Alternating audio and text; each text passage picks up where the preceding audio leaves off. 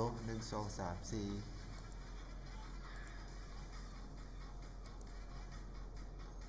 ตุก empty นะเอา generator source แล้วก็เอา this resistor ตัวหนึ่งแล้ว semiconductor diode 1 อันต่อจากนั้นเอา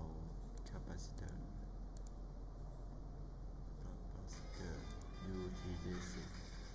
อันนี้มาหมุนมันตัว R การใส่คำสั่งหมุนก็คลิกใส่หรือคลิกใส่ โอ้ยหนักอกหนักใจดีเลย rotate left rotate right mirror property เว้ย จากนั้นมันต่อสาย หนักอกหนักใจเลยคุณหนักอกหนักใจขนาดโอ้ยอยากไปเถียงแม่ของเจ้าเด้ว่าได้เพิ่งกันเลยกูยังเนี่ยอยู่เพิ่ง จากนั้นมาว่ามิเตอร์โวลต์มิเตอร์มาวัดภาษี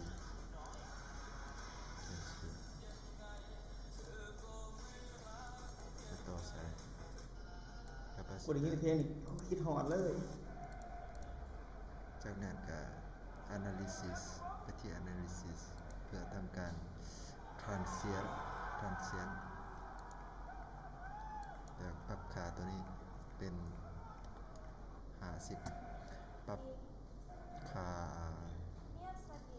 กับปรับค่าเวลามันสีรันเท่าไรครับมิลลิสแกนโอเคก็จะเห็นว่าตัวนี้นะมาพอดเคิร์ฟ select add curve add การเกณฑ์ขาดตูน ก็จะเห็นว่า curve 50 จะเห็นสเตตเต็ดไอซาน โอ้เข้าบ่ทันตั้งค่าเนาะจากนั้นเราจะมาตั้งค่านะ ซอด ตั้งค่าไปที่ unit step ให้เลือกเป็น รองเท้าร sin องเท้าส้นสูง sin curve sin แอบ ไป ลัก ที่ คอยแอบทำบางอย่างให้คนรู้ 220 v peak มันก็คือ220คูณ การ หัก เก กั ณ น ฑ์ สอ ขาง ดตูน เท่ากับ311 จบแล้ว ให้กด enter ให้กดโอเคตัวนี้จะเลือกไดโอดที่มันสูงกว่าแห่งดัน ก็สิเป็นพิเศษบ่ แห่งดัน generator voltage ไปที่400 โวลต์แห่งดันของ breakdown voltage โอเคกดโอเคตัวนี้บ่ต้องปรับค่าจากนั้นเราทำการรันเลย50 มิลลิเซคันด์เราจะเห็น curve กราฟ curve ตัวเส้นสีฟ้าแมน voltage แห่งนั้นที่จ่าย311 โวลต์ตัวนี้สีแดงก็คือ output ของ voltage เราจะมาวัดนั่นสีแดงเนาะ เรียกสติ มันเริ่มขึ้นก็คือ295 96เนาะโวลต์ รองเท้าส้นสูง แล้วมันดรอปใน292ต่ำสุดก็102.64 โวลต์เนาะมันดรอปจากนั้นเราทำการปรับค่าสี1กับ10 อยู่เนาะจากนั้นก็ analysis transient 50ไปเก้าอาจจะเห็นว่ามันไก่จะเป็นคืนDC เข้ามาทำการวัดค่าเนาะให้ดันสูงสุดก็คือ188.3 โวลต์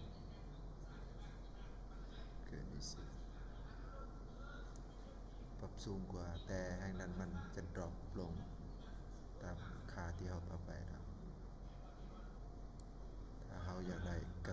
ง DC curve โอเค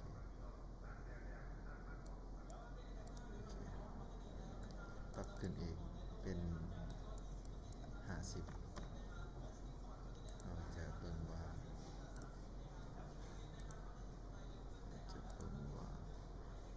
มันอ่ามันจะเป็นกระแสกลมเลยเนาะจะมีปรับแต่แห้งดันมันจะบ่สูงมันอยู่ที่